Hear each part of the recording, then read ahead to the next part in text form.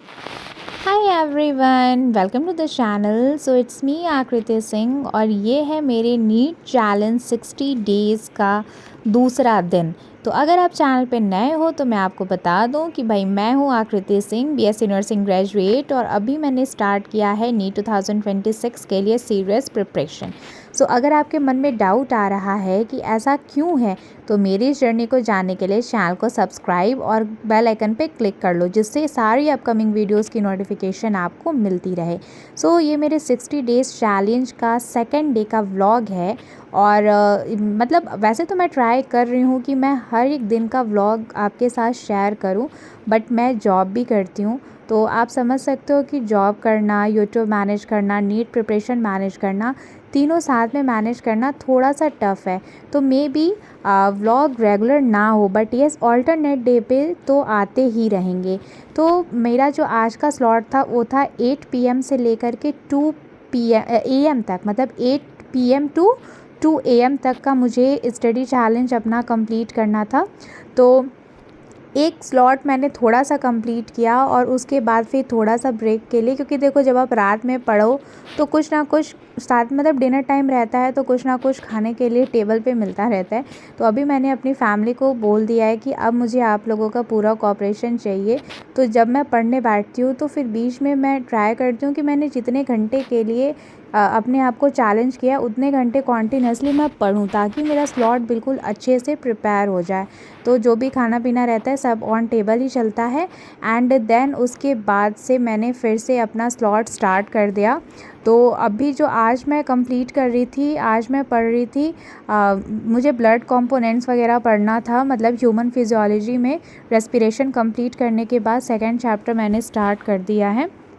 तो अभी जैसे कि मेरी जो टेक्निक है, जो मेरी स्ट्रैटेजी है, वो ये रहती है कि मैं जब एनसीईआरटी पढ़ती हूँ तो एनसीईआरटी के सारे इंपॉर्टेंट पॉइंट्स का नोट्स भी बनाते चलती हूँ, क्योंकि ऑलरेडी टाइम कम है।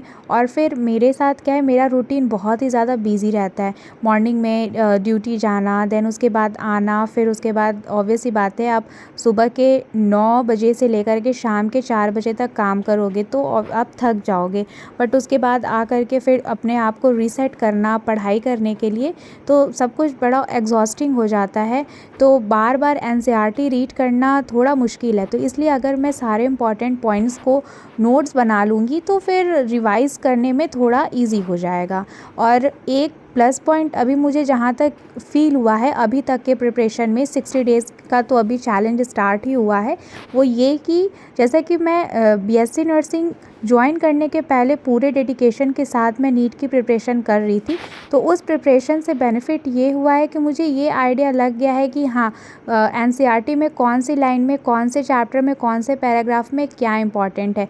तो मुझे वो सब लिखने में थोड़ा मतलब बहुत ज़्यादा मेहनत करने की ज़रूरत नहीं पड़ती है।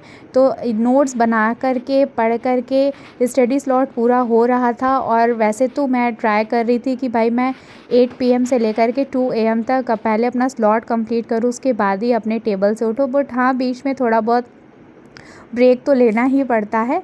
तो इस तरीके से चीज़ें चल रही थी और रात भी काफ़ी हो गई थी। तो देखो, जब तक 8 से लेकर के 10 तक, मतलब स्टार्टिंग के जो इनिशियल आवर्स होते हैं उसमें तो बड़ा एक्साइटमेंट रहता है, एकदम पूरा एनर्जी रहता है। लेकिन जैसे जैसे टाइम बीतता है वैसे वैसे एनर्जी डाउन होने लगती है, क्योंकि मुझे नेक्स्ट डे अभी उठ के रेडी होकर के फिर से वापस से जॉब पे जाना है। तो इसलिए टाइमली सोना भी था और मैं ऑलरेडी बहुत ज़्यादा थक गई थी, क्योंकि अभी ये होली का नेक्स्ट डे ही ये मैं अपना स्टडी स्लॉट मैंने सेट किया था 8 पीएम से लेके 2 एएम। और होली फेस्टिवल था तो ऑब्वियस सी बात है उस टाइम पे कितनी थकान हो जाती है। और होली के साथ मैंने कैसे अपना नीट प्रिपरेशन मैनेज किया है, वो चीज़ का भी मैंने व्लॉग अपलोड किया है, तो आप एक बारी चैनल पे वो भी देख लेना। तो एक स्लॉट फाइनली पूरा कंप्लीट करने के बाद भूख बहुत ज़्यादा लग गई थी, तो मैंने सोचा कि चलो ठीक है अब खाना खा लेते हैं। और अभी तक घर में सब लोग सो गए थे, बट ये मेरा बेबी बॉय, मैं इसकी मौसी हूँ। तो वैसे बहुत लोगों को लगता है कि भाई ये मेरा छोटा भाई है, बट ये मेरा बेटा और मैं इसकी मौसी हूँ। ठीक है, तो ये वेट करता है कि मैं जब सोऊंगी तभी मेरे साथ सोएगा। तो ये है, और ये एक तरीके से ये मेरा मोटिवेशन है, ये मुझे जगा के रखता है। तो इस तरीके से। और पता है, हर दिन हर एक स्टेप बहुत चैलेंजिंग है। तो बहुत सारे लोग कमेंट करके पूछ रहे हैं कि मैंने अचानक से नीट की प्रिपरेशन क्यों ही स्टार्ट कर दी, मैं गवर्नमेंट जॉब के लिए क्यों नहीं ट्राई कर रही हूँ। तो देखो बात ये है कि एक बार आपका जिस चीज़ में मन लग गया ना, फिर आप कितना भी ट्राई कर लो भाई, उस चीज़ से आप मन नहीं हटा सकते। तो सेम मेरे साथ भी वैसा ही है। और जो चीज़ मैं आपको रिमाइंड करा रही हूँ वो ये मेरा शिवाय भी आपको रिमाइंड कराने का ट्राई कर रहा है कि अगर आप मेरी जर्नी का पार्ट बनना चाहते हो तो उसके लिए चैनल को सब्सक्राइब करके बेल आइकन पे ज़रूर क्लिक कर लेना, जिससे कोई भी वीडियो मिस ना हो। तो उसके बाद डिनर करने के बाद वैसे तो बिल्कुल एनर्जी नहीं बची थी, बट किसी तरीके से मैंने कैमरा एंगल वगैरह सेट किया कि अगर मैं व्लॉग शूट करूँगी तो एटलीस्ट वो मेरे को एक रीज़न मिल जाएगा कि चलो ठीक है, थोड़ी पढ़ाई भी हो जाएगी, थोड़ा कंटेंट भी रिकॉर्ड हो जाएगा। बट ना ही कैमरे का एंगल सेट हो रहा था और ना ही मैं सेट हो पा रही थी, क्योंकि डिनर करने के बाद तो और भी ज़्यादा लगता है कि एनर्जी बिल्कुल ही डाउन हो गई है। बट टारगेट ये भी था कि मैं कितना भी थक जाऊँ, भले से 2 बजे की जगह सुबह के 4 बज जाए, बट मेरे को बॉडी फ्लूइड्स कंप्लीट करना ही करना था। और अभी तो बायोलॉजी लाइक अगर मैं टाइमली बायोलॉजी का सिलेबस कंप्लीट नहीं करूँगी तो फिर मैं फ़िज़िक्स और केमिस्ट्री कब स्टार्ट करूँगी। तो अभी देखा जाए तो बर्डन बहुत ज़्यादा है, चैलेंज बहुत ही ज़्यादा है। और डाउट भी आता है कि यार मैंने इतना सडन चैलेंज ले लिया तो क्या होगा, कैसे होगा, कितने मार्क्स आएंगे। बट फिर लगता है कि रिज़ल्ट के बारे में सोच के टेंशन लेने से बेटर है कि मैं पहले पढ़ाई पे फोकस कर लूँ। ठीक है, जितना पॉसिबल है उतने डेडिकेशन के साथ, उतने पैशन के साथ पहले मैं अपनी प्रिपरेशन तो कर लूँ, फिर एग्ज़ाम दूंगी। और एग्ज़ाम देने के बाद तो ऑटोमेटिकली पता चल ही जाएगा कि 60 डेज़ की प्रिपरेशन में क्या हो सकता है और क्या नहीं। तो वैसे भी ये तो चैलेंज ही है जो मैंने दिया है, और मैंने शॉर्ट्स में ऑलरेडी रिवील कर दिया है शॉर्ट्स वीडियो के थ्रू।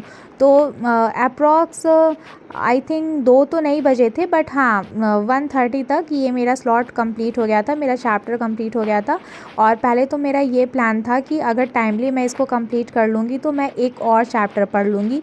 बट रात बहुत ज़्यादा हो गई थी और मुझे फिर नेक्स्ट डे वापस से जॉब पे भी जाना है, इसलिए सोना बहुत ज़्यादा ज़रूरी था। तो पढ़ाई करने के बाद एक चीज़ जो मैं करती हूँ, और अगर आप भी नीट एस्पिरेंट हो या फिर आप कोई भी स्टूडेंट हो, हमेशा ध्यान रखा करो कि पढ़ाई करने के बाद अपने स्टडी टेबल को हमेशा ऑर्गेनाइज़ कर दिया करो, ताकि जब आपको नेक्स्ट डे पढ़ाई करनी रहे ना तो आपको बिल्कुल भी आलस ना आए। जब अगर आपका study table, study area messy messy लगेगा ना तो फिर पढ़ने का मन भी नहीं करता है। तो इसलिए मैं हमेशा एक चीज़ करती हूँ कि जब भी मैं अपना स्टडी स्लॉट कंप्लीट करती हूँ तो मैं अपने सारे बुक्स को प्रॉपर ऑर्गेनाइज़ कर देती हूँ, अपना स्टडी टेबल प्रॉपर सेट कर देती हूँ। 4 साल के बीएससी नर्सिंग कंप्लीट करने के बाद जो मैंने अपने आप को एक चैलेंज दिया है 60 डेज़ में अपने इनकम्प्लीट ड्रीम्स को पूरा करने का, उसका पार्ट बनने के लिए चैनल को सब्सक्राइब ज़रूर कर लेना।